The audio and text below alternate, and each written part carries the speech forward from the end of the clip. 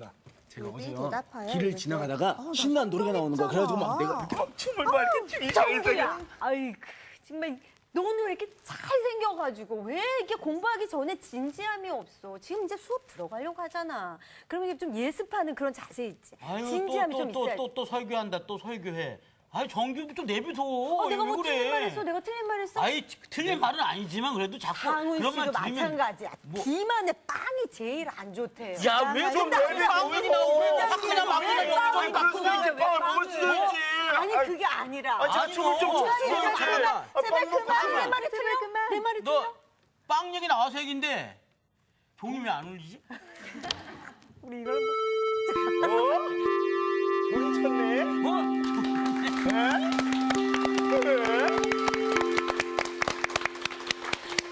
잘 지냈어요? 네. 네. 선생님. 또 뭐 때문에 또 싸우고 있었어요? 아니 제가 어제 길을 지나가다가 신나는 음악이 나와서 춤을 좀 췄다고 했는데 누나가 제발 근데 좀 제가 그러지 듣기에는 말라고. 언니 말이 다 맞거든요. 근데 지당한 말을 하고 맞는 있는데. 얘기라도 듣는 사람을 짜증나게 하면 그쵸. 그게 좋은 얘기는 아니라고 생각해요. 제가 왜 그래요? 그러니까 제가 대체. 생각해도 제가 아니, 생각해도 그만 좀 그런 해. 것 같아요. 예, 좀 옳은 말이긴 하지만 이런 사람 좀 별로 근데 아까 친하게 지내고 싶지 않아요. 이렇게 들어보니까 정규 씨가 그랬나? 상우 씨가 그랬나? 왜 설교를 하냐고. 그렇죠. 이 설교라고 하는 말이 우리 시대에 굉장히 부정적으로 쓰여지고 있어요. 네. 그러니까 누군가가 마땅한 이야기를 하면 나한테 설교하는 거야? 이렇게. 맞아요. 그죠? 네. 그러니까 그 말이 상당히 오남용되고 있는 게 사실입니다. 금방 미란 씨 얘기했던 것처럼 옳은 말인데 사람들을 살리지 못하고 네. 오히려 사람을 불편하게 만드는 말들이 아주 많이 있죠. 예. 오늘 수업 욥기 9강 지당한 말씀은 참말인가?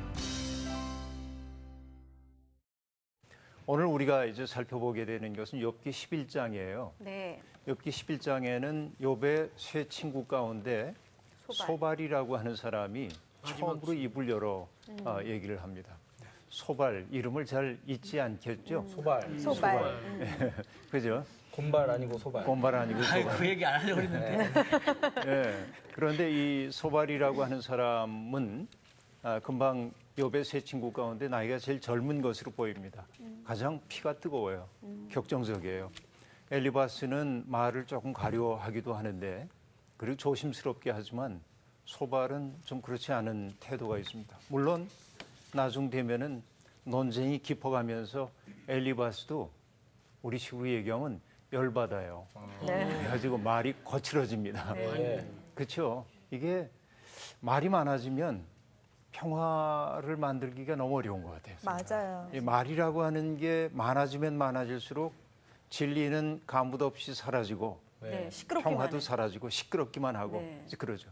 그래서 나쁜 사람들이 제일 좋아하는 게 뭐냐면 진실이 드러나지 않도록 하기 위해서 복잡하게 말을 만들어가지고 논쟁을 만들어냅니다. 궤변론자들. 궤변뿐만 아니라 네. 그러니까 어떤 진실에 접근하기보다는 그 혼란스럽죠. 진실을 가리기 위해서 혼란스러운 말들을 막 덮씌워서 사람들의 눈길을 딴 데로 딱 돌려놓는 거죠. 나쁜 사람. 비본래적인 것들에 사람들이 마음을 쓰도록 만들죠. 이것이 이제 말의 운명이에요. 그래서 막스 피카르트라고 하는 사람은 이렇게 얘기했습니다. 침묵을 배경으로 하지 않은 말은 소음에 지나지 않는다 하고 말합니다. 그러니까 우리의 말이 침묵이라고 하는 깊은 속에 담가졌다 나와야 네. 그 말이 진실한 말인데 끊임없이 감정적으로 쏟아내는 말들 이런 것들은 때때로 진리를 드러내기보다는 오히려 진리를 가리는 역할을 할 때가 많이 있더라 하는 얘기죠. 오늘 우리가 이제 소발을 보게 될 텐데요. 이 소발이라고 하는 사람은 지금 어떤 담론을 전개하기 시작하냐면 욥이 너무 고통스러운 사람이잖아요. 네. 기본적으로 우리가 잊지 말아야 할 것은 그것입니다. 욥은 너무 괴로운 사람이에요, 지금.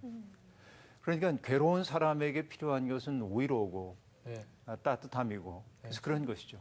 그러니까 소발이 이전에 그랬던 것처럼 그저 욥이 고통스럽다고 나는 무지한데 왜 이렇게 고통이 내게 찾아오냐고 했을 때 가만히 그 손을 잡아주었더라면 좋을 텐데 소발은 그러질 못합니다.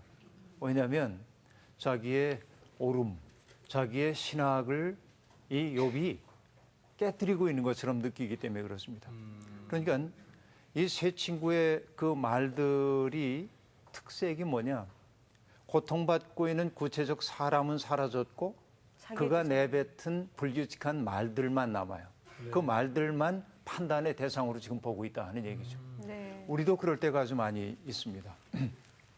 정말 고통을 당하고 있는 사람이 있으면은 그 사람 자체에 집중을 해야 하는데 고통 속에 있기 때문에 그가 내뱉는 말들 이런 것들 가지고 우리들이 꼬투리를 잡기 일수이다 하는 얘기죠.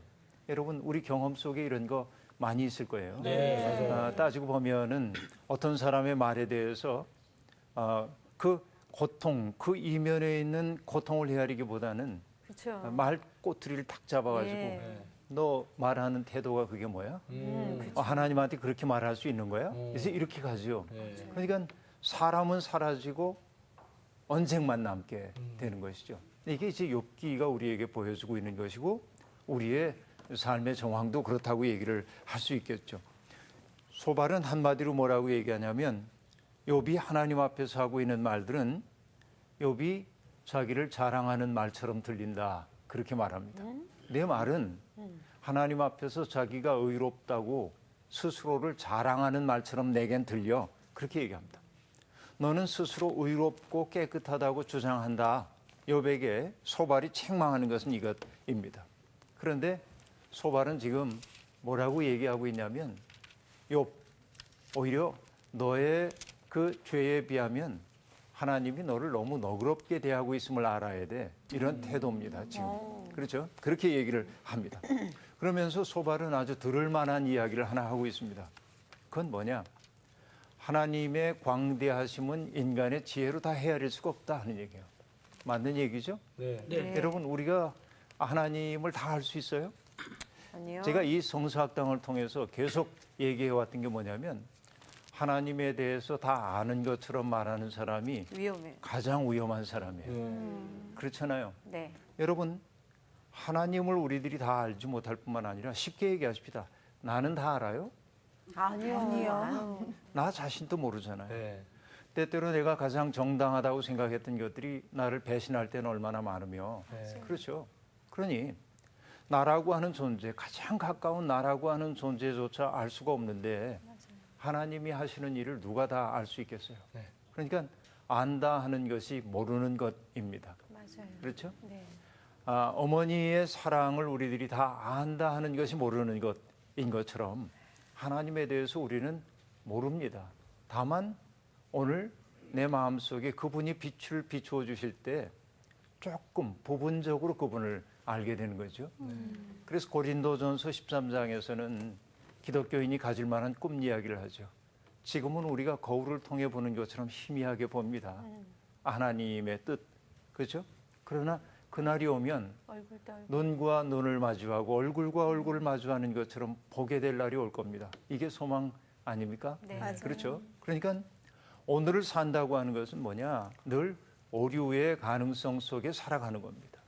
그래서 어떤 사람이 성숙하다고 말하는 것은 모든 걸 다 아는 사람이 성숙한 것이 아니라 나는 이렇게 확신하지만 나의 확신이 잘못되었을 수도 있다라고 자기를 개방하고 사는 것이 여러분 성숙한 사람이라고 말할 수 있어요. 네. 나를 개방한다고 하는 것은 뭐예요? 나를 열었기 때문에 다른 사람을 품어줄 수 있는 여백이 많아지는 것이겠죠. 그래서 하나님 앞에서 자기의 유한함을 알고 있는 사람들은 타인에 대해서 너그럽습니다. 나와 다른 사람에 대해서. 그런데 하나님에 대해서 가장 잘 안다고 자기가 정통적으로 알고 있다고 생각하는 사람은 자기 식대로 믿지 않고 자기 식대로 하나님과 관계를 맺지 않은 사람들을 보면 불편해집니다. 그렇죠? 그래서 동화시키려고 하는 거죠. 그 사람을 내 식으로 동화시키려고 하죠. 저는 이것을 폭력이라고 얘기하는 겁니다. 물론 우리가 지향해야 할 방향은 분명히 있어요. 신앙의 방향은 분명히 있어야겠죠. 함부로 가도 되는 건 아닙니다. 그러니까 크게 보자고 한다면 그 지향이란 무엇입니까? 성경은 우리에게 두 가지를 딱 얘기해 주잖아요. 인간이 지향해야 할 소중한 가치.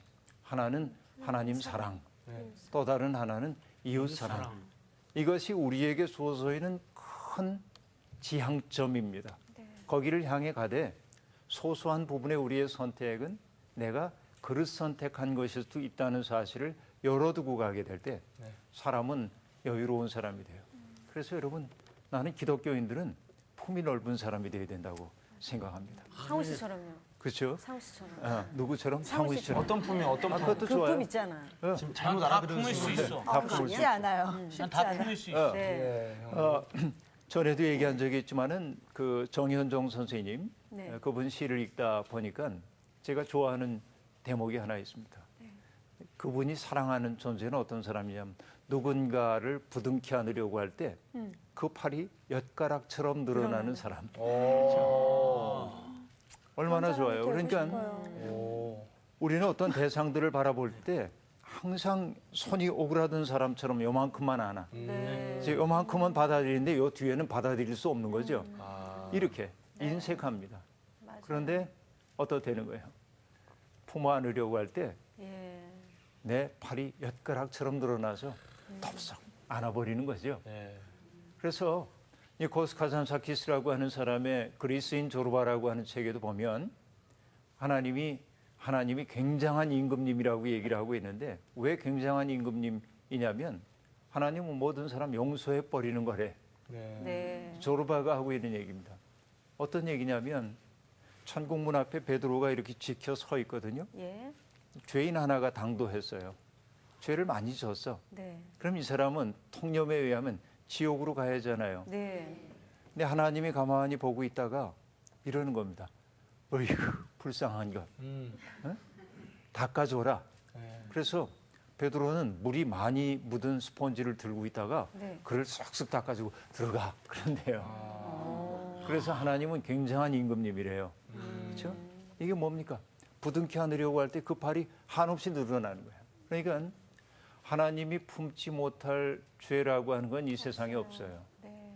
그래서 인간은 자주 전락하지만 하나님의 은총의 손바닥 밖으로 전락할 수 있는 길은 별로 없어요. 네. 이게 이제 우리들의 소망입니다.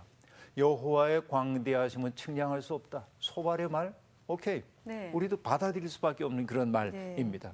그렇죠. 그래서 시편 36편에 나오는 말을 제가 참 좋아하는데요. 시편 36편에 보면 이런 말이 나옵니다. 여호와여, 주의 인자하심이 하늘에 있고 주의 신실하심이 공중에 사무쳤으며 주의 의는 하나님의 산들과 같고 주의 심판은 큰 바다와 같으니이다. 하나님의 여러 속성들을 얘기하기 위해서 이 시인이 끌어들이고 있는 심상들을 보면 하늘, 공중, 산, 바다 이렇습니다. 네. 네. 이 상상력의 크기가 굉장히 크죠. 커요. 예. 예. 우린 날마다 뭐 정지선 씨가 버릇이 있다 없다 뭐 이런 거 따지고 네. 인사를 말이 했네 안 많다, 했네 어쩐다. 날마다 이 속에 이렇게 갇혀 있는데 네. 이 시인이 보여주고 있는 세계는 뭐냐면 넓은 세계입니다. 우주적 세계입니다. 여기 지금 보면은 여러분 이런 것이죠. 하늘, 저 공창, 그리고 산, 바다 이걸 가지고 하나님을 설명하고 있단 말이에요. 그렇죠. 하나님을 이렇게 큰 틀에서 보는 것이죠. 여러분 성경에 보면은 하나님이 아브라함에게 약속을 주시면서 그 약속에 보증을 하시는 장면이 나오는데 하나님이 손을 붙잡고 장막 밖으로 나와가지고 아브라함에게 저 밤하늘의 별을 좀 보라고 하거든요. 네. 네. 여러분 요즘 몽골에 가면 별들이 말할 수가 없이 아름다운데 그 옛날 밤하늘이 어땠을까요? 초롱초롱한 그 밤하늘 은하수를 바라볼 때 저절로 마음에 감동이 되지 않겠어요? 그 맑음의 세계 앞에서 정말 사소한 문제는 다 사라지고 말죠. 저 넓고 넓은 그 별 세계를 아브라함이 바라볼 때 나라고 하는 것이 정말 작구나. 그러나 이 우주라고 하는 품 속에 내가 안겨 있구나. 우주보다 크신 하나님이 나와 함께 하고 있구나 하고 생각하니까 자기를 사로잡고 있던 우울했던 마음들이 스르르 사라지는 거 느끼는 거 아니에요? 네. 그러니까 신앙 생활을 한다고 하는 것은 뭐냐? 우리의 삶의 지평을 좁은 데서만 바라보지 않고 큰 틀에서 바라보기 시작하는 거예요. 네. 그렇죠? 그러니까 지금 소발의 말 맞아요. 하나님의 광대하심 측량할 수 없다. 전도서에도 비슷한 얘기가 하나 나오는데요. 전도서 3장 11절에 보면 이런 말이 나옵니다. 하나님이 모든 것을 지으시되 때를 따라 아름답게 만드셨다 하고 말합니다. 세상에 있는 모든 것들이 자기의 때가 있습니다. 보면요, 연세 드신 분들이 나이 드는 거 싫다고 그러는 분들이 있습니다. 물론 나이 들어서 난 너무 좋아 이런 사람들은 별로 없죠. 네. 그러나 따지고 보면 나이 든다는 것처럼 아름다운 일도 또한 없습니다. 네. 우리가 아름다움을 얘기할 때 여러분 주름살 없는 얼굴만이 아름답지는 않습니다. 이것은 미학에 대해 전혀 모르는 사람들의 얘기입니다. 네. 주름진 노인의 얼굴 속에서 인정. 내적인 빛이 우러나올 때 우리는 성스러움을 느끼기도 합니다. 네. 진정한 아름다움이라고 하는 것은 보기 좋음이 아닙니다. 진정한 아름다움이라고 하는 것은 느끼는 거예요. 그 모습 속에서 비쳐나오고 있는 내적인 빛이 있는가 하는 것이 중요합니다. 그렇잖아요. 네. 그러니까 요즘은 사람들이 겉꾸미는 일에만 마음을 쓴단 말이에요. 네. 그런데 진짜 아름다움은 내면에서부터 나오는 것이죠. 네. 보기에는 정말 아름답지만 죄송한 얘기지만 네. 깊이가 없는 느낌이 드는 사람들이 있잖아요. 네. 그런데 약간 예. 정말 못생겼는데 네. 사람들이 보기에 미추의 기준으로 보면 품격이 느껴지는 모습도 있잖아요. 감사합니다. 왜 그러니? 정말 왜 맹한 이래? 구석이시죠. 네, 좋아요. 그 우리 목표가 그런 것 돼야 되지 않겠어요? 맞아요. 그러니까 내게 주어져 있는 그때에 맞는 아름다움을 하나님이 주셨다. 이걸 알게 될 때 우리의 삶은 현재의 삶이 되는 거죠. 네. 과거에 매지도 않고 미래를 위해 내 삶을 오늘 유보하는 삶도 아닌 오늘의 삶을 한껏 살아갈 수 있도록 하는 거죠. 그리고 이 전도서의 기자가 하는 얘기가 하나님이 인간에게 영원을 사모하는 마음을 주셨답니다. 참 귀한 얘기입니다. 네. 네. 내 마음 속에는 하나님이 아니고는 채워질 수 없는 빈자리가 있다. 아멘. 그런 것이죠. 네. 이게 영혼을 사모하는 마음을 내게 주셨어요. 네. 그런데 인간에겐 한계도 있습니다. 어떤 한계입니까? 하나님이 하시는 일의 시종을 사람으로 측량할 수 없게 하셨도다. 네. 세상에서 벌어지는 모든 일들 인간은 알고 싶지만 이해하고 싶지만 몰라요. 다 알 수가 없는 것이 유한한 인간의 한계다 네. 하는 얘기죠. 맞죠? 네. 이거 우리 공감할 수밖에 없는 얘기입니다. 그래요. 이 소발의 얘기 옳은 얘기입니다. 다 옳아요.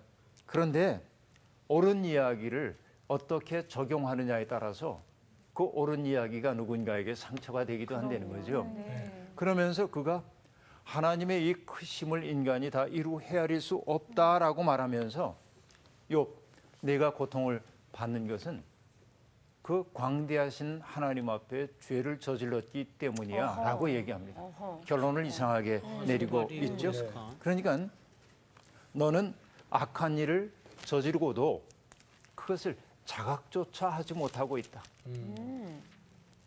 너는 의롭다고 말하고 있지만은 사실은 너의 의로움이라고 하는 건 없어. 이제 그런 얘기입니다. 지난 시간에 선생님 네. 빌닷도 이런 말을 하지 않았나요? 그렇죠. 빌닷도 네가 죄를 지었기 때문에 이렇게 힘든 일을 겪는 거야. 네 죄 때문이야라고 얘기했었는데. 이 세 친구의 이야기는 동일합니다. 조금씩 맥락만 바꿔가지고 얘기하지만 쉽게 얘기하면 뭐예요? 인과 응보의 신학이죠. 아이고. 원인이 있고 결과가 있다는 겁니다. 네. 내가 오늘 고통을 받고 있는 과라고 하는 것은 너 혹은 내 자녀들이 저질렀던 죄라고 하는 원인이 있었기 때문이야. 네. 그래서 이것이죠. 그것을 다른 방식으로 돌려서만 얘기를 하고 있는 거죠. 네. 그렇죠? 이렇게 볼 수 있습니다.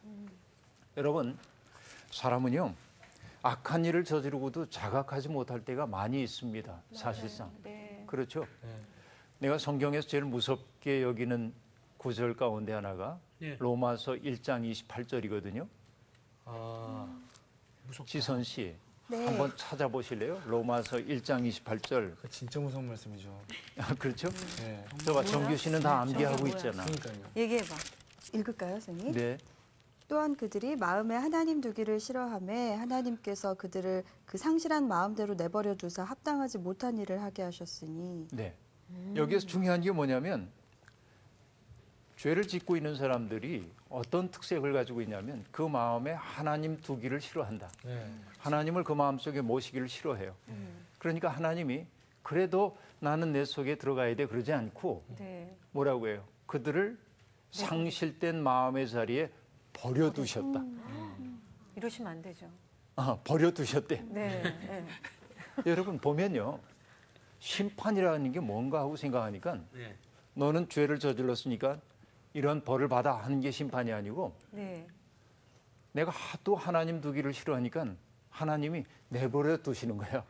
너무 무서워. 더 무섭지 않아요? 이게 무섭잖아요. 예. 이제 사실 더 서로 무서운데요? 그 싸울 때 어. 너 왜 그랬어? 그럼 저쪽에서 뭐 너 때문에 뭐 이렇게 나오면 그냥 문제가 안 되는데 진짜 무서운 거 너 왜 그랬어? 근데 아무 말 안 하고 가만히 대꾸도 그쵸. 안 하고 있으면 예. 오 막 불안해. 내가 불안해. 그리고 무관심이 또 그렇게 무섭잖아요. 그렇죠. 사랑의 반대말이 무관심이라는 얘기예요. 그렇습니다. 네.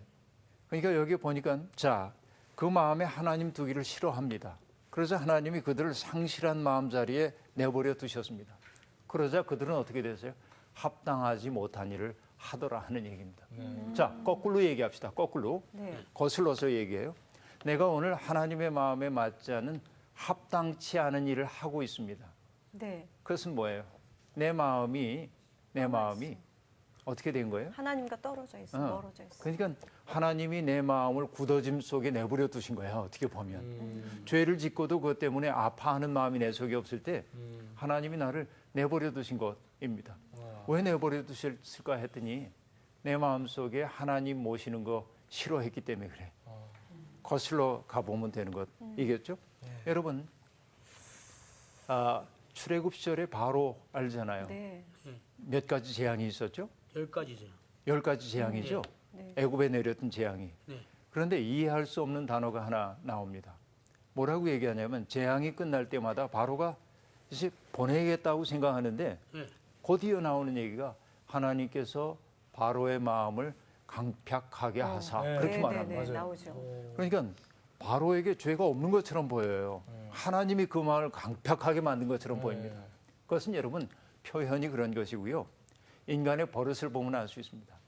인간은요 밑바닥까지 가기 전에는 돌이키지 못해. 네. 인간은 네. 밑바닥까지 당도하기 전에는 돌이키지 못하는 것이 인간입니다. 마치 뭐와 같아? 도박하는 마음하고 같은 거죠. 한 번만 더 하면 딸 것 같거든. 그렇잖아요. 그러니까 언제나 다 잃고도 마지막 한 번만 하면 꼭 딸 것 같아. 만약에 내가 이거 한 번만 더 배팅하면 딸 수 있는데 안 하면 얼마나 후회가 될까. 그래서 바닥으로 가는 거 아닙니까? 그래서 여러분 신앙이라고 하는 건 뭐냐면 그런 마음, 그런 유혹을 단 카레. 끊을 수 있어야 합니다. 네. 칼같이. 그렇잖아요. 단. 그래서 신앙생활이란 뭐냐? 단이 있어야 돼. 끊을 단. 네. 그렇죠. 끊어버릴 수 있어야 하는 것이죠. 맞습니다. 그런데 어쨌든 이 허망한 사람들의 운명을 얘기하면서 하나님 앞에서 악한 일을 저지르고도 자각하지 못하고 있다. 요백이 그렇게 얘기합니다. 그러나 너는 의롭다고 얘기하지만 하나님은 너를 일거수일투족을 다 보고 계시다 하고 말합니다. 여러분 하나님이 우리가 하는 모든 일을 일거수일투족을 다 보고 계셔요. 맞죠? 네. 네. 어떠세요? 기분이? 굉장히 많이 찔립니다. 저도요. 한편으로 샤워할 때 약간 좀 부끄럽습니다. 한편으로 두렵기도 하죠. 네. 네, 한편으로는. 두렵죠. 저희 하는 행동들을 다 일거수일투족 다 보고 계시니까 어떨 때는 솔직히 얘기했을 때 어떨 때는 제가 만약에 이렇게 뭘 버렸어요. 창에다 이렇게 버렸어요. 근데 하나님이 보고 계신 다시 주술게요.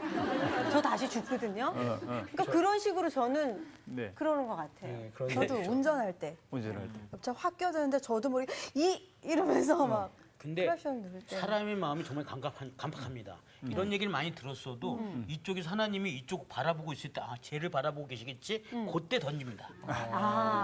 사람 마음이 감각해요. 아니 감각해요. 전 안 그러는데. 뭐 저 사람이라고 얘기했지만 그건 상훈 씨의 1인칭. 네.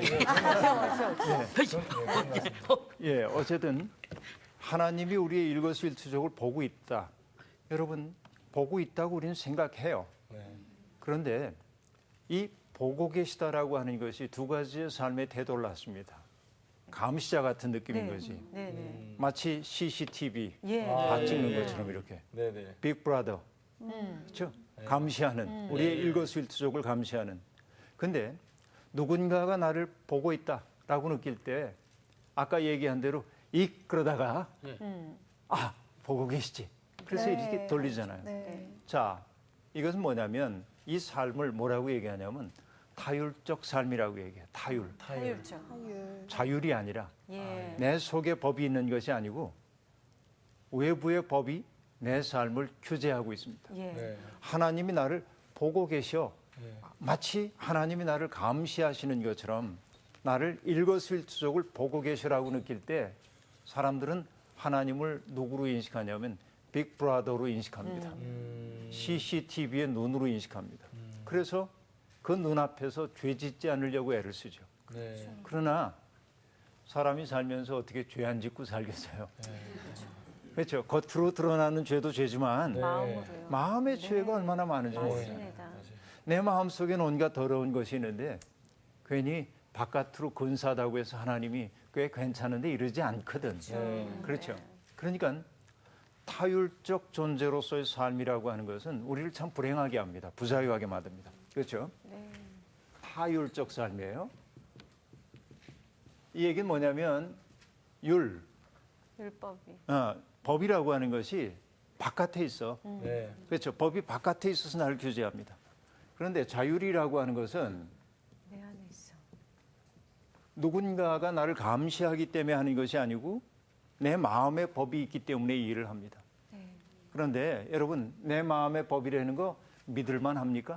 아니요. 어떨 때는 이 법이 됐다 저. 그렇죠. 네, 달랐죠. 이게 변덕이 심해요. 자율이라고 하는 것이. 나의 양심이라고 하는 것도 그렇죠. 그래 그게 내 양심이다 그런 사람이 있거든요. 네. 그렇죠? 그래서 우리에게 필요한 것은 뭐냐면 누군가를 법이 외부에 있어서 나를 감시하는 삶도 너무 부자유스럽고 또 내 속에 있는 원리를 가지고 산다고 해도 그 또한 불안정해요. 인간이 왜 그렇습니까? 지정의를 가지고 있다고 얘기하지만 나의 지식, 알미라고 하는 거나 나의 감성이라고 하는 거나 나의 의지라고 하는 것도 죄로 인해 왜곡되어 있기 쉽기 때문에 나의 자율이라고 하는 것도 때때로 잘 작동하기도 하지만 이것 가지고 우리가 아름다운 삶을 산다고 얘기할 수 없습니다. 그래서 어느 신학자는 여기에 하나를 더 덧붙입니다. 네. 타자라고 얘기했죠. 네. 거기에 신율? 신율, 하나님의 법. 여기는 이건 타율이라고 하는 게 헤테로노미 그러는데 헤테로는 외부에 있는 거예요. 네. 자율은 어토노미입니다. 내 속에 있어요. 네. 신율이라고 하는 건 테오노미입니다. 하나님이 내 속에 계셔서 네. 나로 하여금 하나님의 법을 따르도록 만드는 거죠. 이 법은 신율이라고 하는 것은 이 법은 타율처럼 바깥에 있지 않습니다. 내 속에 들어와서 이렇게 살게 합니다. 왜 이렇게 살게 하냐면 이렇게 사는 것이 기쁘기 때문에 그래요. 하나님을 똑같이 하나님을 믿는다고 그래도 타율적인 것은 뭐냐면 율법 때문에 율법이 해라와 하지 말라로 얘기했기 때문에 거기에 그냥 맞춰서 사는 겁니다. 외부에서 나를 규제하고 있어요. 그렇죠? 네. 그런데 신율이라고 하는 건 뭐냐면 하나님의 마음과 일치를 이루는 거예요. 내 마음이. 그래서 예수님이 하셨던 말씀은 뭐예요? 내가 아버지 안에, 아버지가 내 안에. 네. 그렇죠? 하나님과의 깊은 일치 속에서 하기 때문에 그 삶은 기쁨이 있는 겁니다. 자유가 있습니다. 네. 자, 타율적인 삶이라고 하는 것은 부자유해요. 그렇죠. 스트레스가 있을 것 같아요. 누군가의 눈길을 의식하고 하기 때문에 그렇죠. 그런데 신율의 바탕을 둔 삶이라고 하는 것은 자유함이 있어요. 이 차이입니다. 자유가 있기 때문에 기쁨이 있는 거고요. 저는 제 자신이 만약에 타율에 멈춰 있다면 신율까지 깊이까지 가려면 저 개인적으로 어떤 노력이 필요한지. 이거는 개인적인 노력이라고 하는 건 뭐냐면 타율적 삶에 대한 무너짐이 먼저 있어야 합니다. 바울 사도가 얘기했죠. 나는 하나님의 뜻대로 살고 싶고 선하게 살고 싶어요. 이게 마음의 원의입니다. 그런데 자기를 보니까 어때요? 내가 원하지 않는 악한 일을 행하고 있더라 하는 얘기입니다. 네. 타율적 세계 속에서 무너짐을 경험한 거예요. 그렇죠. 하나님의 뜻대로 살고자 하는 마음이 있었어요. 외부에 있는 율법의 정신을 따라 살고자 했는데 자기 무너짐이 온 겁니다. 무능해요, 자기의. 자기 무너짐을 경험한 거예요. 철저한. 그렇죠. 무너짐 혹은 부서짐입니다. 그렇죠. 그리고 자율적 삶을 여러분 이건 윤리적 삶인데 그는 타율과 윤리를 같이 산 거죠. 사실은 이건 단계라기보다는. 예. 그렇죠. 이것이 자율로 화해서 살아왔었죠. 율법의 세계에서 무너지고 좌절했어요. 로터도 역시 마찬가지입니다. 하나님 앞에 가가지고서는 언제나 자기의 죄를 고하죠. 고해성사를 한 겁니다. 내가 이런 죄를 저질렀습니다. 그런데 돌아서는 순간 몇 걸음 가다가 또 떠올라요. 죄 지은 게. 얼마나 무서워요. 그런데 뭡니까? 우리가 하나님께 의롭다함을 입는 것은 내가 의로워서가 아니라 하나님의 의로우심 때문에 나를 부둥켜 안아준다는 것을 알았어. 그게 뭐예요? 은총. 하나님의 은총입니다. 무너지지 않고는 은총 경험하기 어렵습니다. 내가 할 수 없다는 사실을 알게 될 때 하나님 앞에서 넘어져 울게 될 때 하나님의 은총이 유입되고 그리고 유입된 그 은총을 따라 하나님이 기뻐하시는 일을 기뻐할 수 있는 새 사람으로 변화되는 거예요. 이게 신율적 삶으로 변화돼요. 아까 얘기한 대로 마음의 일치입니다. 하나님의 마음을 내가 느끼는 거예요. 네. 이게 철든 신앙인 것이죠. 그러니까 철이 들었다고 하는 것은 부모의 마음 알아차리는 게 철든 거 아닙니까? 그렇죠. 네. 신앙인으로 철들었다고 하는 것도 같죠. 하나님의 마음을 알아차리는 거죠. 근데 그분을 사랑하기 때문에 그 마음 아프게 하는 일을 하고 싶지 않아. 네. 그것은 예. 내가 억지로 하는 것이 아니고 그냥 그렇게 하는 게 자유롭고 기뻐서 그렇게 하게 돼. 이 삶의 지경으로 나아가는 거죠. 자, 어쨌든 하나님을 지금 소발이 생각하고 있는 하나님은 모든 것 보신다고 얘기를 했는데 그 보심은 소발이 생각하는 그 보심은 뭐냐면 감시자입니다. 네. 감시자, 슈퍼이고입니다. 우리를 위에서 딱 바라보고 있습니다. 그런데 그런 하나님 앞에서는 인간 살 수가 없습니다. 그렇잖아요. 근데 하나님은 보시는 분인데 무엇도 또한 보신다고 얘기를 했냐면 여러분 세상에 고통당하고 있는 사람들 보시잖아요. 하갈이 사라에게 쫓겨나서 광야에서 배회하고 있을 때 하나님이 하갈을 찾아가십니다. 그렇죠? 그리고 위로하시고 약속을 주시죠. 그래서 하갈이 그 하나님을 뭐라고 하냐면 감찰하시는 하나님.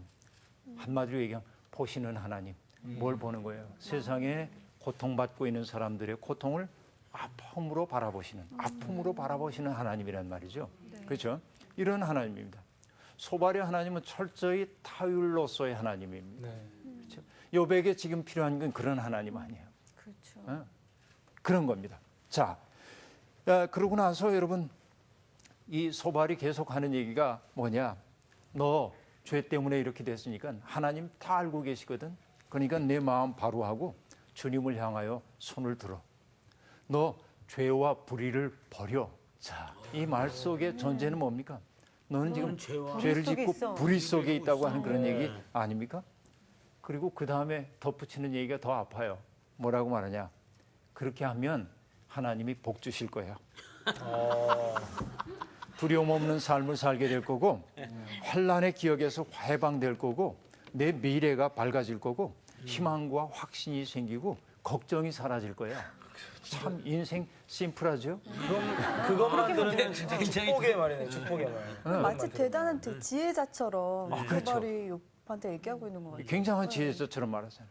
근데 여러분 이게 욥이 처해 있는 상황을 배제해 놓고 나면 맞는 이 말이죠. 얘기 참 지당한 말은 말씀이에요. 네. 그래서 내 질문이 뭐냐면 지당한 말씀은 언제나 옳은가예요.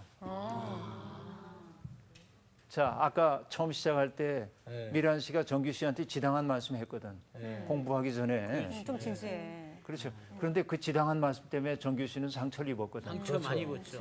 야, 많이 상처를 주눅 들었어요. 막 춤추고 있었는데. 예, 예. 그때까지 그죠? 좋았는데. 네. 때때로 지당한 말씀이 우리에게 상처를 줄 때가 아주 많이 있습니다. 그래서 사람들은 그 지당한 말씀이 내게 상처가 될 때 그 사람에게 뭐라고 얘기하냐. 나한테 설교하는 거야 지금. 그렇죠. 예. 내가 듣고 싶은 건 설교가 아니야. 그 그렇죠. 얘기죠. 그래서 여러분 이게 목사가 설교하는 사람인데 아무나 설교를 해. 아이고. 근데 아니 이 얘기는 오해의 소지가 있어요. 농담으로 한 얘기입니다. 예. 설교는 만인 제사장이니까 모든 사람들이 다 할 수 있어요. 네. 근데 대개 목사의 말이라는 게 사람들이 귀담아 안 듣습니다. 그런 것 같아요, 느낌이. 아니에요. 속상해요. 왜? 그래요. 아닙니다. 목사님은 의뢰 저렇게 얘기하는 분이지. 그런 거 조금 예, 그런 거 있죠. 예. 그러니까 목사가 뭐라고 얘기하면 뭐 늘 그러시니까. 근데 네. 똑같은 얘기를 상훈 씨가 진지하게 얘기하면 맞아. 그리고 공감한단 말이에요. 그래서 이게 목사가 아니었더라면 좋을 텐데 이런 생각이 어떤 때는 들 때도 있는 것입니다. 자, 어쨌든 이 그 소발이 그렇게 얘기를 하자 욥은 화가 납니다. 12장에 와가지고 뭐라고 얘기하냐면 나도 너희들이 아는 정도의 지혜는 가지고 있다. 네. 나도 너희가 알고 있는 거 다 알고 있다. 하지만 하나님의 뜻을 마치 다 아는 것처럼 사람을 함부로 판단하는 너희야말로 하나님 앞에서 패역한 무리가 아니겠냐. 제대로 되게 얘기하세요. 한편하고 한방 꽝 날라왔네. 여기 제대로 얘기해. 꽝 날라왔어. 1대1. 세죠. 그렇죠? 그러면서 자기가 얼마나 지금 전락한 처지에 있는지 고통스러운 처지에 있는지를 얘기하고 있는데요. 12장 4절을 보니까 이렇게 얘기하네요. 하나님께 불러 아뢰어 들으심을 입은 내가 이웃에게 웃음거리가 되었으니 의롭고 온전한 자가 조롱거리가 되었구나 하고 말합니다. 너무 아파. 네. 그래서 5절에 얘기합니다. 평안한 자의 마음은 재앙을 멸시하나 재앙이 실족하는 자를 기다리는구나. 자, 내 마음이 평안하고 내 삶이 두루 평안할 때는 재앙이 나와 무관한 것처럼 여겨집니다. 네. 어떤 말이든지 할 수 있어요. 옳은 말씀, 그렇죠? 지당한 말씀 할 수 있어요. 그러나 고통에 떨어지고 나니까 그 말이 전혀 작동되지 않더라 하는 얘기입니다. 그렇죠? 그러면서 욥이 소발의 말에 대한 반론을 제기하고 있습니다. 착하게 살고 의롭게 살면 다 복 받을 거라고 얘기를 했는데 욥은 얘기합니다. 내가 보니까 집안에 편안히 머무는 강도도 있더라. 네. 세상 사람들 거 다 빼앗고 그러는데 그 삶이 너무 평안한 겁니다. 그리고 세상에 보니까 하나님 멸시하면서도 평안한 자들도 있더라. 욥이 하는 질문이 이겁니다. 그러면 그 사람도 하나님께 복을 받은 거냐? 그렇게 얘기합니다. 오늘 평안하다고 해서 예. 그 사람이 그 평안함이 그 사람이 복 받음의 징표냐 하는 얘기입니다. 그래서 욥이 하고자 하는 말은 뭡니까? 이전엔 나도 똑같은 자리에 너희와 같은 자리에 있을 땐 같은 생각을 했어. 그러나 내 삶이 이렇게 되고 나니 내가 안다 하는 하나님이 낯선 분이 된 겁니다. 네. 하나님을 안다 하는 것이 모르는 것이 되었다 하는 얘기입니다. 자, 욥이 지금 화를 내고 있는 것은 이런 것이지요. 엘리바스와 빌닷과 소발이 하고 있는 그 얘기는 마치 하나님이 너희의 변호를 통해서만 존재할 수 있는 분인 양 너희가 여기고 있는 것 같아. 그렇죠? 하나님 그렇게 무력한 분 아니다 하는 얘기입니다. 세상 모든 것 속에 하나님의 숨결이 깃들여 있다는 사실을 욥은 너무나 잘 알고 있습니다. 그렇죠? 그래서 세상에 있는 모든 것 속에서 하나님의 숨결을 본인도 느끼고 있다고 얘기하고 있습니다. 그렇죠? 여러분도 그런가요? 세상에 있는 모든 것 속에서 하나님의 기미를 느끼나요? 저 그 생각을 해본 일이 있어요. 어떤? 그 제가 이제 그냥 갑자기 그런 생각이 드는 거예요. 진짜 모든 것을 봤을 때 저것 또한 하나님께서 우리에게 허락하시고 우리에게 그러니까 어떤 걸 봐도 하나님을 느꼈던 때가 있었어요. 네. 그래서 그걸 찬양으로 만들었죠. 저는 약간 좀 거꾸로인데요. 네. 거꾸로 모든 걸 보는 게 아니라 그냥 제 아이의 웃는 얼굴에서 그 하나님을 보거든요. 예. 그래서 뭐 굳이 이렇게 꼭 뭐 하나님 만드신 창조된 거를 보고 뭐 느끼는 것도 감동이겠지만 저는 그냥 제 아이의 웃음소리에서 그 하나님의 그 어떤 그 평안함을 느끼기 때문에 좋습니다. 예, 이게 결국 뭐냐면 성사라고 하는 말인데 거룩한 네.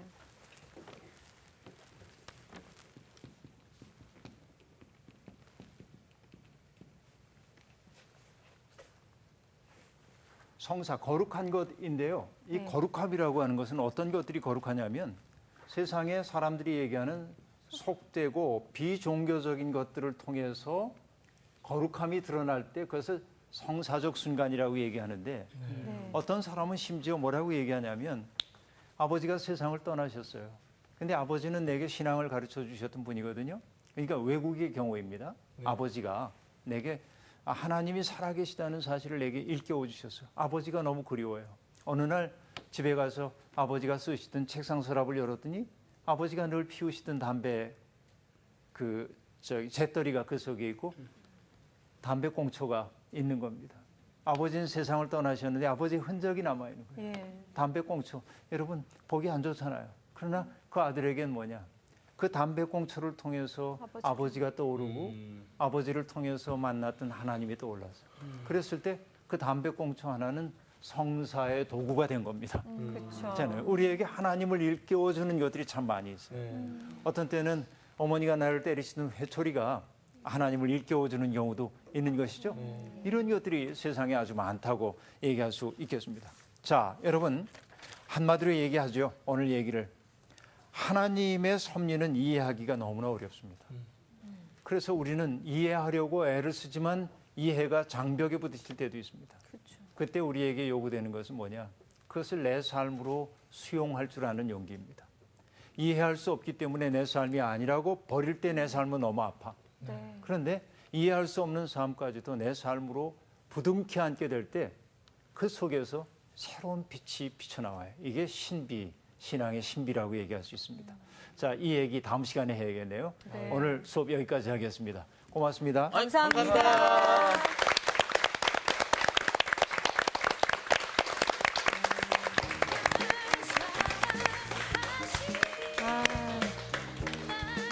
그렇지 우리 용서해 주자. 미안해. 내가 빵 먹는다고 많이 아니야. 드세요. 앞으로 많이 드세요. 빵. 사주면서 얘기해. 제가 좀 갈까? 가자. 오늘 빵 부으라 그럴까? 꾸밀빵으로부터. 어디 아파? 맞은 데 어디 있어? 네? 어디야? 오늘 안 때리셨어요. 오늘 왠지 가지고 있다고 얘기하지만 나의 지식, 알미라고 하는 거나 나의 감성이라고 하는 거나 나의 의지라고 하는 것도 죄로 인해 왜곡되어 있기 쉽기 때문에 나의 자율이라고 하는 것도 때때로 잘 작동하기도 하지만 이것 가지고 우리가 아름다운 삶을 산다고 얘기할 수 없습니다. 그래서 어느 신학자는 여기에 하나를 더 덧붙입니다. 네. 타자라고 얘기했죠. 네. 거기에 신율? 신율, 하나님의 법. 어? 여기는 이건 타율이라고 하는 게 헤테로놈이 이러는데 헤테로는 외부에 있는 거예요. 네. 자율은 어토놈입니다. 내 속에 있어요. 네. 신율이라고 하는 건 테오놈입니다. 하나님이 내 속에 계셔서 네. 나로 하여금 하나님의 법을 따르도록 만드는 거죠. 이 법은 신율이라고 하는 것은 이 법은 타율처럼 바깥에 있지 않습니다. 내 속에 들어와서 이렇게 살게 합니다. 왜 이렇게 살게 하냐면 이렇게 사는 것이 기쁘기 때문에 그래요. 똑같이 하나님을 믿는다고 그래도 타율적인 것은 뭐냐면 율법 때문에 율법이 해라와 하지 말라로 얘기했기 때문에 거기에 그냥 맞춰서 사는 겁니다. 외부에서 나를 규제하고 있어요. 그렇죠? 네. 그런데 신율이라고 하는 건 뭐냐면 하나님의 마음과 일치를 이루는 거예요. 내 마음이. 그래서 예수님이 하셨던 말씀은 뭐예요? 내가 아버지 안에, 아버지가 내 안에. 네. 그렇죠? 하나님과의 깊은 일치 속에서 하기 때문에 그 삶은 기쁨이 있는 겁니다. 자유가 있습니다. 네. 자, 타율적인 삶이라고 하는 것은 부자유해요. 그렇죠. 스트레스가 그렇죠. 있을 것 같아요. 누군가의 눈길을 의식하고 하기 때문에 그렇죠. 그런데 신율의 바탕을 둔 삶이라고 하는 것은 자유함이 있어요. 이 차이입니다. 자유가 있기 때문에 기쁨이 있는 거고요. 저는 제 자신이 만약에 타율에 멈춰 있다면 신율까지 깊이까지 가려면 저 개인적으로 어떤 노력이 필요한지. 이거는 개인적인 노력이라고 하는 건 뭐냐면 타율적 삶에 대한 무너짐이 먼저 있어야 합니다. 바울 사도가 얘기했죠. 나는 하나님의 뜻대로 살고 싶고 선하게 살고 싶어요. 이게 마음의 원의입니다. 그런데 자기를 보니까 어때요? 내가 원하지 않는 악한 일을 행하고 있더라 하는 얘기입니다. 네. 타율적 세계 속에서 무너짐을 경험한 거예요. 그렇죠. 하나님의 뜻대로 살고자 하는 마음이 있었어요. 외부에 있는 율법의 정신을 따라 살고자 했는데 자기 무너짐이 온 겁니다. 무능해요, 자기의. 자기 무너짐을 경험한 거예요. 철저한. 그렇죠. 무너짐 혹은 부서짐입니다. 그렇죠. 그리고 자율적 삶을 여러분 이건 윤리적 삶인데 그는 타율과 윤리를 같이 산 거죠. 사실은 이건 단계라기보다는. 예. 그렇죠. 이것이 자율로 화해서 살아왔었죠. 율법의 세계에서 무너지고 좌절했어요. 로터도 역시 마찬가지입니다. 하나님 앞에 가가지고서는 언제나 자기의 죄를 고하죠. 고해성사를 한 겁니다. 내가 이런 죄를 저질렀습니다. 그런데 돌아서는 순간 몇 걸음 가다가 또 떠올라요. 죄 지은 게. 얼마나 무서워요. 그런데 뭡니까? 우리가 하나님께 의롭다함을 입는 것은 내가 의로워서가 아니라 하나님의 의로우심 때문에 나를 부둥켜 안아준다는 것을 알았어요. 그게 뭐예요? 은총. 하나님의 은총입니다. 무너지지 않고는 은총 경험하기 어렵습니다. 내가 할 수 없다는 사실을 알게 될 때 하나님 앞에서 넘어져 울게 될 때 하나님의 은총이 유입되고 그리고 유입된 그 은총을 따라 하나님이 기뻐하시는 일을 기뻐할 수 있는 새 사람으로 변화되는 거예요. 이게 신율적 삶으로 변화돼요. 아까 얘기한 대로 마음의 일치입니다. 하나님의 마음을 내가 느끼는 거예요. 네. 이게 철든 신앙인 것이죠. 그러니까 철이 들었다고 하는 것은 부모의 마음 알아차리는 게 철든 거 아닙니까? 그렇죠. 네. 신앙인으로 철들었다고 하는 것도 같죠. 하나님의 마음을 알아차리는 거죠. 근데 그분을 사랑하기 때문에 그 마음 아프게 하는 일을 하고 싶지 않아. 네. 그것은 예. 내가 억지로 하는 것이 아니고 그냥 그렇게 하는 게 자유롭고 기뻐서 그렇게 하게 돼. 네. 이 삶의 지경으로 나가는 거죠. 자, 어쨌든 하나님을 지금 소발이 생각하고 있는 하나님은 모든 것 보신다고 얘기를 했는데 그 보심은 소발이 생각하는 그 보심은 뭐냐면 감시자입니다. 네. 감시자, 슈퍼이고입니다. 우리를 위에서 딱 바라보고 있습니다. 그런데 그런 하나님 앞에서는 인간 살 수가 없습니다. 그렇잖아요. 근데 하나님은 보시는 분인데 무엇도 또한 보신다고 얘기를 했냐면 여러분 세상에 고통당하고 있는 사람들 보시잖아요. 하갈이 사라에게 쫓겨나서 광야에서 배회하고 있을 때 하나님이 하갈을 찾아가십니다. 그렇죠? 그리고 위로하시고 약속을 주시죠. 그래서 하갈이 그 하나님을 뭐라고 하냐면 감찰하시는 하나님. 한마디로 얘기하면 보시는 하나님. 뭘 보는 거예요? 세상에 고통받고 있는 사람들의 고통을 아픔으로 바라보시는 하나님이란 말이죠. 그렇죠? 이런 하나님입니다. 소발의 하나님은 철저히 타율로서의 하나님입니다. 네. 그렇죠? 욥에게 지금 필요한 건 그런 하나님 아니에요. 그렇죠. 그런 겁니다. 자, 그러고 나서 여러분 이 소발이 계속하는 얘기가 뭐냐? 너 죄 때문에 이렇게 됐으니까 하나님 다 알고 계시거든. 그러니까 내 마음 바로 하고 주님을 향하여 손을 들어. 너 죄와 불의를 버려. 자, 이 말 속의 전제는 뭡니까? 너는 지금 죄를 짓고 불의 속에 있다고 하는 그런 얘기 아닙니까? 그리고 그 다음에 덧붙이는 얘기가 더 아파요. 뭐라고 말하냐?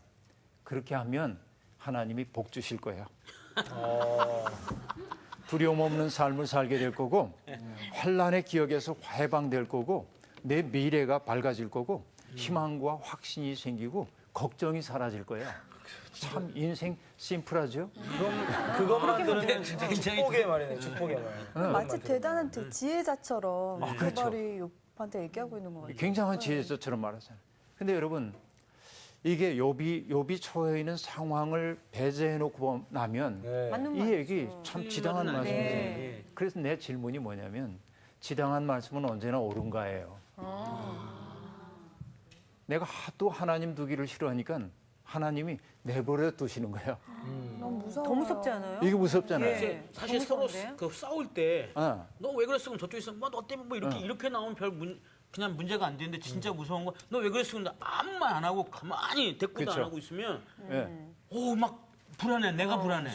그리고 무관심이 또 그렇게 무섭잖아요. 그렇죠. 그렇죠. 사랑의 반대말이 무관심이라는 얘기예요. 그렇습니다. 네.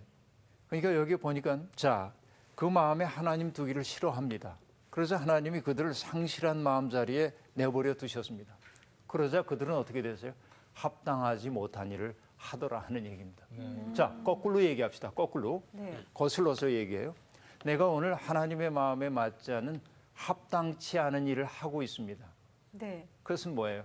내 마음이 어떻게 된 거예요? 하나님과 떨어져 있어, 어. 멀어져 있어. 그러니까 하나님이 내 마음을 굳어짐 속에 내버려 두신 거야. 어떻게 보면 죄를 짓고도 그것 때문에 아파하는 마음이 내 속에 없을 때 하나님이 나를 내버려 두신 것입니다. 왜 내버려 두셨을까 했더니 내 마음 속에 하나님 모시는 거 싫어했기 때문에 그래. 거슬러 가보면 되는 것이겠죠? 여러분, 출애굽 시절에 바로 알잖아요. 네. 몇 가지 재앙이 있었죠? 10가지죠. 10가지 재앙이죠. 네. 애굽에 내렸던 재앙이. 네. 그런데 이해할 수 없는 단어가 하나 나옵니다. 뭐라고 얘기하냐면 재앙이 끝날 때마다 바로가 이제 보내겠다고 생각하는데 네. 곧 이어 나오는 얘기가 하나님께서 바로의 마음을 강팍하게 하사 네. 그렇게 네, 말합니다. 네, 네, 맞아요. 나오죠. 그러니까 바로에게 죄가 없는 것처럼 보여요. 하나님이 그 마음을 강팍하게 만든 것처럼 보입니다. 그것은 여러분 표현이 그런 것이고요. 인간의 버릇을 보면 알 수 있습니다. 인간은요 밑바닥까지 가기 전에는 돌이키지 못해. 네. 인간은 네.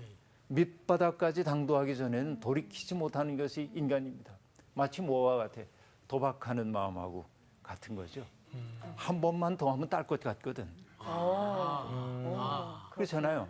그러니까 언제나 다 잃고도 마지막 한 번만 하면 꼭 딸 것 같아.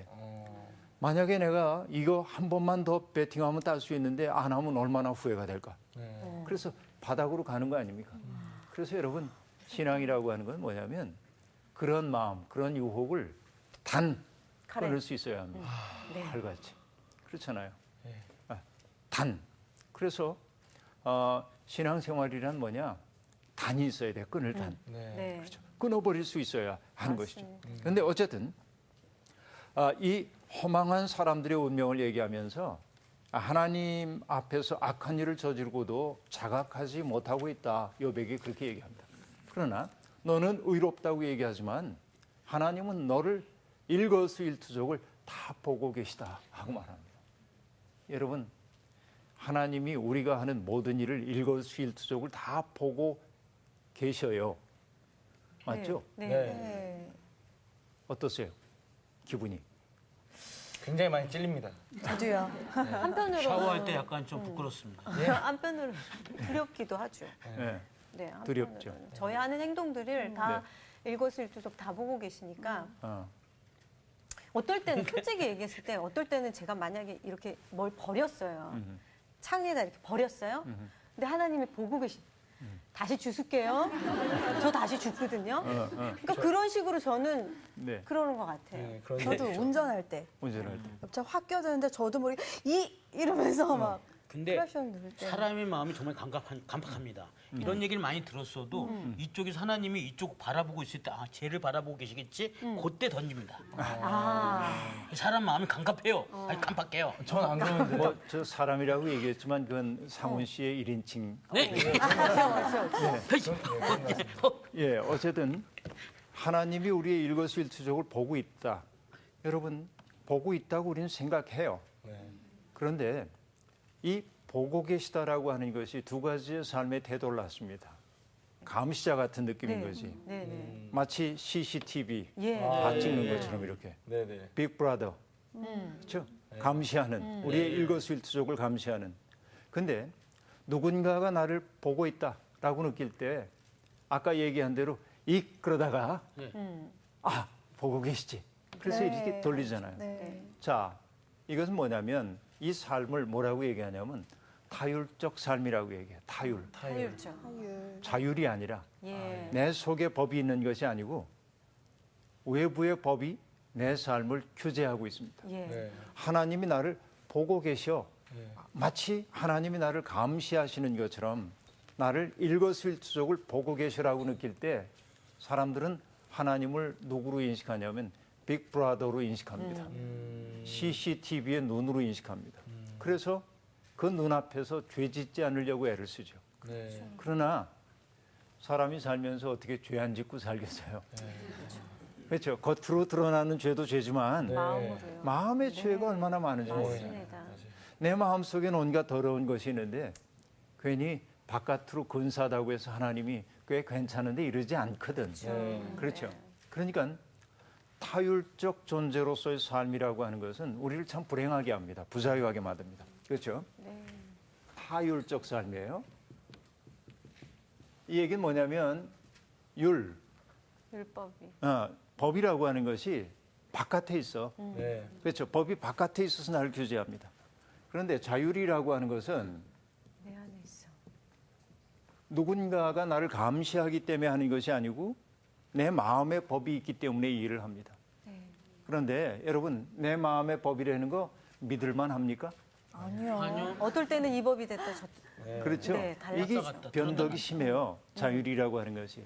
나의 양심이라고 하는 것도 그렇죠. 그래, 그게 내 양심이다. 그런 사람이 있거든요. 네. 그렇죠? 그래서 우리에게 필요한 것은 뭐냐면 누군가를 법이 외부에 있어서 나를 감시하는 삶도 너무 부자유스럽고 또 내 속에 있는 원리를 가지고 산다고 해도 그 또한 불안정해요. 인간이 왜 그렇습니까? 지 정의를 가족을 주시면서 그 약속에 보증을 하시는 장면이 나오는데 하나님이 손을 붙잡고 장막 밖으로 나와가지고 아브라함에게 저 밤하늘의 별을 좀 보라고 하거든요. 네. 네. 여러분 요즘 몽골에 가면 별들이 말할 수가 없이 아름다운데 그 옛날 밤하늘이 어땠을까요? 초롱초롱한 그 밤하늘 은하수를 바라볼 때 저절로 마음에 감동이 되지 않겠어요? 그 맑음의 세계 앞에서 정말 사소한 문제는 다 사라지고 말죠. 저 넓고 넓은 그 별 세계를 아브라함이 바라볼 때 나라고 하는 것이 정말 작구나. 그러나 이 우주라고 하는 품 속에 내가 앉아 있구나. 우주보다 크신 하나님이 나와 함께 하고 있구나 하고 생각하니까 자기를 사로잡고 있던 우울했던 마음들이 스르르 사라지는 거 느끼는 거 아니에요? 네. 그러니까 신앙 생활을 한다고 하는 것은 뭐냐? 우리의 삶의 지평을 좁은 데서만 바라보지 않고 큰 틀에서 바라보기 시작하는 거예요. 네. 그렇죠? 그러니까 지금 소발의 말 맞아요. 하나님의 광대하심 측량할 수 없다. 전도서에도 비슷한 얘기가 하나 나오는데요. 전도서 3장 11절에 보면 이런 말이 나옵니다. 하나님이 모든 것을 지으시되 때를 따라 아름답게 만드셨다 하고 말합니다. 네. 세상에 있는 모든 것들이 자기의 때가 있습니다. 네. 보면요, 연세 드신 분들이 나이 드는 거 싫다고 그러는 분들이 있습니다. 물론 나이 들어서 난 너무 좋아 이런 사람들은 별로 없죠. 네. 그러나 따지고 보면 나이 든다는 것처럼 아름다운 일도 또한 없습니다. 네. 우리가 아름다움을 얘기할 때 여러분 주름살 없는 얼굴만이 아름답지는 않습니다. 이것은 미학에 대해 전혀 모르는 사람들의 얘기입니다. 네. 주름진 노인의 얼굴 속에서 인정. 내적인 빛이 우러나올 때 우리는 성스러움을 느끼기도 합니다. 네. 진정한 아름다움이라고 하는 것은 보기 좋음이 아닙니다. 진정한 아름다움이라고 하는 것은 느끼는 거예요. 그 모습 속에서 비쳐나오고 있는 내적인 빛이 있는가 하는 것이 중요합니다. 그렇잖아요. 네. 그러니까 요즘은 사람들이 겉꾸미는 일에만 마음을 쓴단 말이에요. 네. 그런데 진짜 아름다움은 내면에서부터 나오는 것이죠. 네.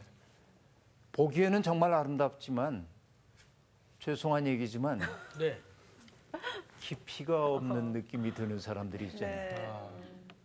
네. 네. 그런데 약간 정말 못생겼는데 네. 사람들이 보기에 미추의 기준으로 보면 품격이 느껴지는 모습도 있잖아요. 감사합니다. 왜 그러니? 정말 왜 이래? 맹한 구석이시죠. 네, 좋아요. 그 우리 목표가 그런 것 돼야 되지 않겠어요? 맞아요. 그러니까 내게 주어져 있는 그때에 맞는 아름다움을 하나님이 주셨다. 이걸 알게 될 때 우리의 삶은 현재의 삶이 되는 거죠. 네. 과거에 매이지도 않고 미래를 위해 내 삶을 오늘 유보하는 삶도 아닌 오늘의 삶을 한껏 살아갈 수 있도록 하는 거죠. 그리고 이 전도서의 기자가 하는 얘기가 하나님이 인간에게 영원을 사모하는 마음을 주셨답니다. 참 귀한 얘기입니다. 네. 내 마음속에는 하나님이 아니고는 채워질 수 없는 빈자리가 있다. 아멘. 그런 것이죠. 네. 이게 영원을 사모하는 마음을 내게 주셨어요. 네. 그런데 인간에겐 한계도 있습니다. 어떤 한계입니까? 하나님이 하시는 일의 시종을 사람으로 측량할 수 없게 하셨도다. 네. 세상에서 벌어지는 모든 일들 인간은 알고 싶지만 이해하고 싶지만 다 알 수가 없는 것이 유한한 인간의 한계다 네. 하는 얘기죠. 맞죠? 네. 이거 우리 공감할 수밖에 없는 얘기입니다. 그래요. 이 소발의 얘기 옳은 얘기입니다. 다 옳아요. 그런데 옳은 이야기를 어떻게 적용하느냐에 따라서 그 옳은 이야기가 누군가에게 상처가 되기도 한다는 거죠. 네. 그러면서 그가 하나님의 이 크심을 인간이 다 이루 헤아릴 수 없다라고 말하면서 욥, 내가 고통을 받는 것은 그 광대하신 하나님 앞에 죄를 저질렀기 때문이야 어허. 라고 얘기합니다. 어허. 결론을 이상하게 내리고 소발이 있죠. 네. 그러니까 너는 악한 일을 저지르고도 그것을 자각조차 하지 못하고 있다. 너는 의롭다고 말하고 있지만은 사실은 너의 의로움이라고 하는 건 없어. 이제 그런 얘기입니다. 지난 시간에 선생님 네. 빌닷도 이런 말을 하지 않았나요? 그렇죠. 빌닷도 네가 죄를 지었기 때문에 이렇게 힘든 일을 겪는 거야. 네 죄 때문이야라고 얘기했었는데. 이 세 친구의 이야기는 동일합니다. 조금씩 맥락만 바꿔가지고 얘기하지만 쉽게 얘기하면 뭐예요? 인과 응보의 신학이죠. 아이고. 원인이 있고 결과가 있다는 겁니다. 네. 내가 오늘 고통을 받고 있는 과라고 하는 것은 너 혹은 내 자녀들이 저질렀던 죄라고 하는 원인이 있었기 때문이야. 네. 그래서 이것이죠. 그것을 다른 방식으로 돌려서만 얘기를 하고 있는 거죠. 네. 그렇죠? 이렇게 볼 수 있습니다. 여러분, 사람은요, 악한 일을 저지르고도 자각하지 못할 때가 많이 있습니다. 사실상. 네. 그렇죠? 네. 내가 성경에서 제일 무섭게 여기는 구절 가운데 하나가 네. 로마서 1장 28절이거든요. 무섭다. 지선 씨, 네. 한번 찾아보실래요? 로마서 1장 28절. 그 진짜 무서운 말씀이죠. 그렇죠? 네. 저봐, 정규 씨는 다 암기하고 뭐야? 있잖아. 그러니까요. 얘기해봐. 읽을까요, 선생님? 네. 또한 그들이 마음에 하나님 두기를 싫어하매 하나님께서 그들을 그 상실한 마음대로 내버려 두사 합당하지 못한 일을 하게 하셨으니 네. 여기에서 중요한 게 뭐냐면 죄를 짓고 있는 사람들이 어떤 특색을 가지고 있냐면 그 마음에 하나님 두기를 싫어한다. 네. 하나님을 그 마음속에 모시기를 싫어해요. 그러니까 하나님이 그래도 나는 내 속에 들어가야 돼 그러지 않고 네. 뭐라고 해요? 그들을 상실된 마음의 자리에 버려두셨다. 이러시면 안 되죠. 버려두셨대. 네. 네. 여러분 보면요. 심판이라는 게 뭔가 하고 생각하니까 네. 너는 죄를 저질렀으니까 이런 벌을 받아 하는 게 심판이 아니고 네. 누나. 제가 여기 어제요 대답하여 길을 이랬어요. 지나가다가 나 신나는 노래가 나오는 거야. 그래가지고 막 내가 이렇게 막 춤을 막 이렇게 정수야. 아이고 정말 너는 왜 이렇게 잘생겨가지고 왜 이렇게 공부하기 전에 진지함이 없어? 지금 이제 수업 들어가려고 하잖아. 그러면 이게 좀 예습하는 그런 자세 있지. 진지함이 좀 있어야 돼. 또 설교한다. 또 설교해. 아이 정규 좀 내비둬. 내가 뭐 왜 그래? 틀린 말 했어? 내가 틀린 말 했어? 아이 틀린 말은 아니지만 그래도 자꾸 강훈 그런 씨도 말 들으면 마찬가지야. 뭐- 비만의 빵이 제일 안 좋대요. 야왜 좀 빵이 나오고 바꾸나 빵이 바꾸나 먹을 수도 있지. 아니 그게 아니라. 아, 제가 춤을 좀 췄어요. 제발 그만. 내 말이 틀려? 내 말이 틀려? 너빵 얘기 나와서 얘긴데 종이 왜 안 울리지? 우리 이걸 소리 쳤네. 뭐?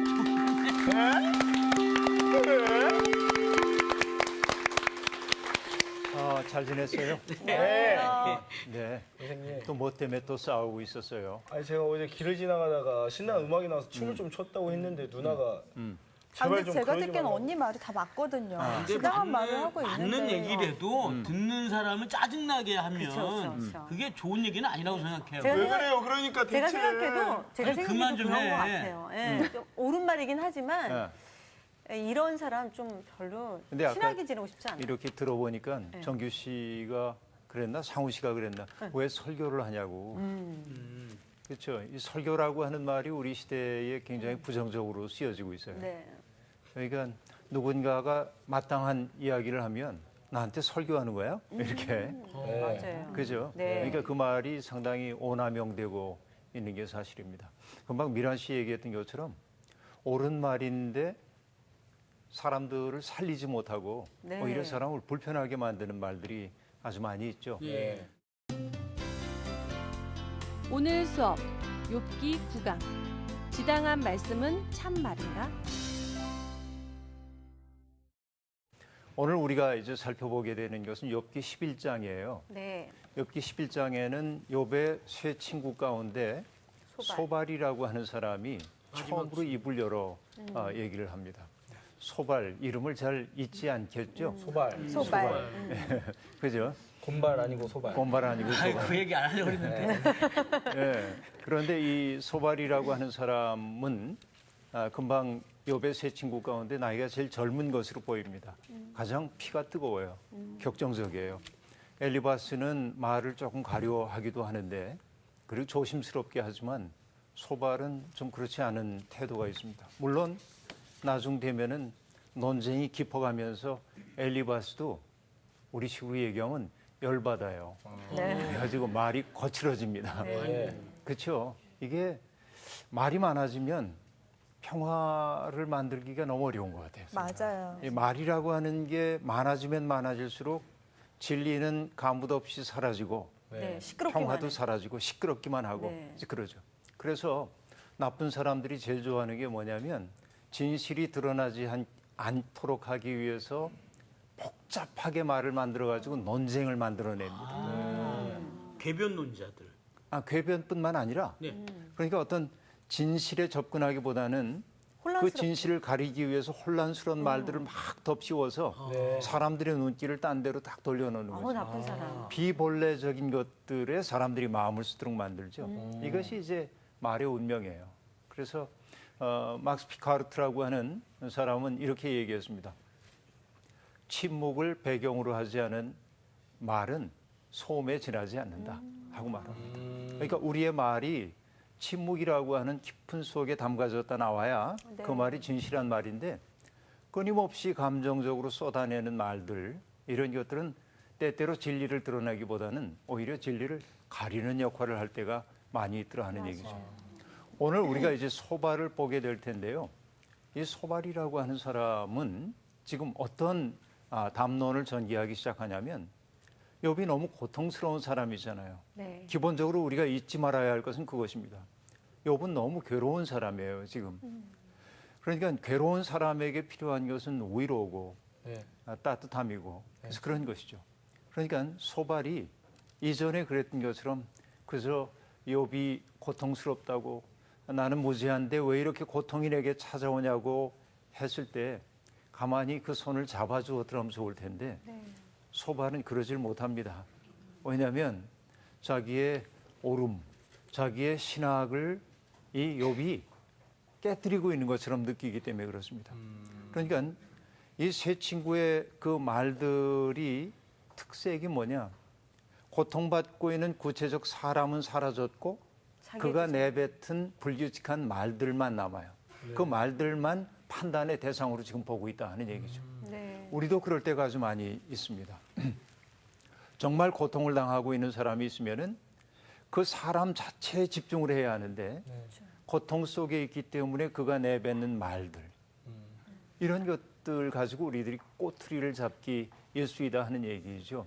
여러분 우리 경험 속에 이런 거 많이 있을 거예요. 네, 맞아요. 따지고 보면은 어떤 사람의 말에 대해서 그 고통, 그 이면에 있는 고통을 헤아리기보다는 그렇죠. 말 꼬투리를 탁 잡아가지고 예. 너 말하는 태도가 그게 뭐야?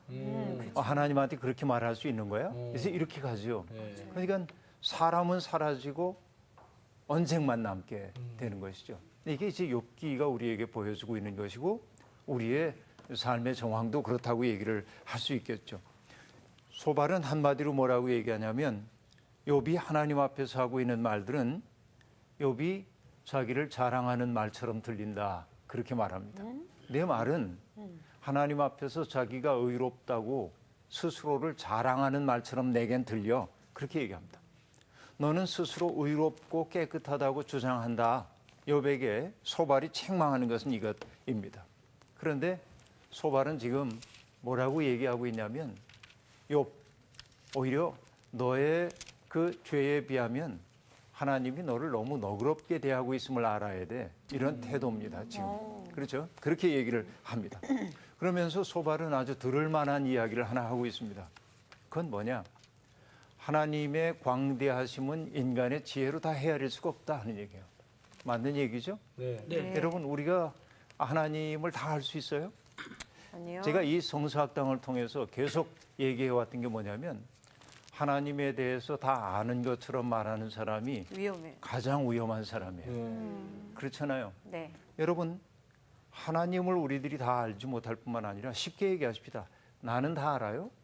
아니요. 나 자신도 모르잖아요. 네. 때때로 내가 가장 정당하다고 생각했던 것들이 나를 배신할 때는 얼마나 많으며 네. 그렇죠. 그러니 나라고 하는 존재, 가장 가까운 나라고 하는 존재조차 알 수가 없는데 하나님이 하시는 일을 누가 다 알 수 있겠어요. 네. 그러니까 안다 하는 것이 모르는 것입니다. 맞아요. 그렇죠? 네. 어머니의 사랑을 우리들이 다 안다 하는 것이 모르는 것인 것처럼 하나님에 대해서 우리는 모릅니다. 다만 오늘 내 마음속에 그분이 빛을 비추어 주실 때 조금 부분적으로 그분을 알게 되는 거죠. 그래서 고린도전서 13장에서는 기독교인이 가질 만한 꿈 이야기를 하죠. 지금은 우리가 거울을 통해 보는 것처럼 희미하게 봅니다. 하나님의 뜻, 그렇죠? 그러나 그날이 오면 얼굴도 얼굴. 눈과 눈을 마주하고 얼굴과 얼굴을 마주하는 것처럼 보게 될 날이 올 겁니다. 이게 소망 아닙니까? 네. 맞아요. 그렇죠? 그러니까 오늘을 산다고 하는 것은 뭐냐? 늘 오류의 가능성 속에 살아가는 겁니다. 그래서 어떤 사람이 성숙하다고 말하는 것은 모든 걸 다 아는 사람이 성숙한 것이 아니라 나는 이렇게 확신하지만 나의 확신이 잘못되었을 수도 있다라고 자기를 개방하고 사는 것이 여러분 성숙한 사람이라고 말할 수 있어요. 네. 나를 개방한다고 하는 것은 뭐예요? 나를 열었기 때문에 다른 사람을 품어줄 수 있는 여백이 많아지는 것이겠죠. 그래서 하나님 앞에서 자기의 유한함을 알고 있는 사람들은 타인에 대해서 너그럽습니다. 나와 다른 사람에 대해서. 그런데 하나님에 대해서 가장 잘 안다고 자기가 정통적으로 알고 있다고 생각하는 사람은 자기 식대로 믿지 않고 자기 식대로 하나님과 관계를 맺지 않은 사람들을 보면 불편해집니다. 그렇죠? 그래서 동화시키려고 하는 거죠. 그 사람을 내 식으로 동화시키려고 하죠. 저는 이것을 폭력이라고 얘기하는 겁니다. 물론 우리가 지향해야 할 방향은 분명히 있어요. 신앙의 방향은 분명히 있어야겠죠. 함부로 가도 되는 건 아닙니다. 그러니까 크게 보자고 한다면 그 지향이란 무엇입니까? 성경은 우리에게 두 가지를 딱 얘기해 주잖아요. 인간이 지향해야 할 소중한 가치. 하나는 하나님 사랑, 또 다른 하나는 이웃 사랑. 이것이 우리에게 주어져 있는 큰 지향점입니다. 거기를 향해 가되 소소한 부분의 우리의 선택은 내가 그릇 선택한 것일 수도 있다는 사실을 열어두고 가게 될 때 사람은 여유로운 사람이 돼요. 그래서 여러분, 나는 기독교인들은 품이 넓은 사람이 되어야 된다고 생각합니다. 상우 씨처럼요. 그렇죠? 상우 씨처럼. 누구처럼? 상우 씨처럼. 어떤 품이 어떤 품? 그것도 그 좋아요. 품 있잖아. 지금 잘못 다 알아들은 품을 수 있어. 다 품을 수 쉽지 않아요. 난 다 품을 수 있어. 네. 전에도 얘기한 적이 있지만은 그 정현종 선생님 네. 그분 시를 읽다 보니까 제가 좋아하는 대목이 하나 있습니다. 그분이 사랑하는 존재는 어떤 사람이냐면 누군가를 부둥켜 안으려고 할 때 그 팔이 엿가락처럼 늘어나는 사람. 얼마나 좋아요. 그러니까 오. 우리는 어떤 대상들을 바라볼 때 항상 손이 오그라든 사람처럼 요만큼만 하나. 네. 이제 요만큼은 받아들이는데 요 뒤에는 받아들일 수 없는 거죠. 아. 이렇게 네. 인색합니다. 맞아요. 그런데 어떻게 되는 거예요? 품 안으려고 할 때 내 예. 팔이 엿가락처럼 늘어나서 덥석 안아버리는 거죠. 네. 그래서 이 코스카잔사키스라고 하는 사람의 그리스인 조르바라고 하는 책에도 보면 하나님이 굉장한 임금님이라고 얘기를 하고 있는데 왜 굉장한 임금님이냐면 하나님은 모든 사람 용서해 버리는 거래. 네. 네. 조르바가 하고 있는 얘기입니다. 어떤 얘기냐면 천국문 앞에 베드로가 이렇게 지켜 서 있거든요. 예. 죄인 하나가 당도했어요. 죄를 많이 졌어. 네. 그럼 이 사람은 통념에 의하면 지옥으로 가야 하잖아요. 네. 근데 하나님이 가만히 보고 있다가 이러는 겁니다. 어이구 불쌍한 것. 닦아줘라. 네. 그래서 베드로는 물이 많이 묻은 스펀지를 들고 있다가 네. 그를 싹쓱 닦아주고 들어가 그런데요. 어. 그래서 하나님은 굉장한 임금님이래요. 그렇죠? 이게 뭡니까? 부둥켜 안으려고 할 때 그 발이 한없이 늘어나는 거예요. 그러니까 하나님이 품지 못할 죄라고 하는 건 이 세상에 없어요. 네. 그래서 인간은 자주 전락하지만 하나님의 은총의 손바닥 밖으로 전락할 수 있는 길은 별로 없어요. 네. 이게 이제 우리들의 소망입니다. 여호와의 광대하심은 측량할 수 없다. 소발의 말, 오케이. 네. 우리도 받아들일 수밖에 없는 그런 말입니다. 그렇죠. 그래서 시편 36편에 나오는 말을 제가 참 좋아하는데요. 시편 36편에 보면 이런 말이 나옵니다. 여호와여, 주의 인자하심이 하늘에 있고 주의 신실하심이 공중에 사무쳤으며 주의 의는 하나님의 산들과 같고 주의 심판은 큰 바다와 같으니이다. 하나님의 여러 속성들을 얘기하기 위해서 이 시인이 끌어들이고 있는 심상들을 보면 하늘, 공중, 산, 바다 이렇습니다. 네. 네. 이 상상력의 크기가 굉장히 크죠. 커요. 네. 예. 우린 날마다 뭐 정지선 씨가 버릇이 있다 없다 뭐 이런 거 따지고 네. 인사를 미련이 했네 안 많이 많다, 했네 어쩐다. 날마다 이 속에 이렇게 갇혀 있는데 네. 이 시인이 보여주고 있는 세계는 뭐냐면 넓은 세계입니다. 네. 우주적 세계입니다. 여기 지금 보면은 여러분 이런 것이죠. 하늘, 저 공창, 그리고 산, 바다 이걸 가지고 하나님을 설명하고 있단 말이에요. 그렇죠. 하나님을 이렇게 큰 틀에서 보는 것이죠. 여러분 성경에 보면은 하나님이 아브라함에게 약속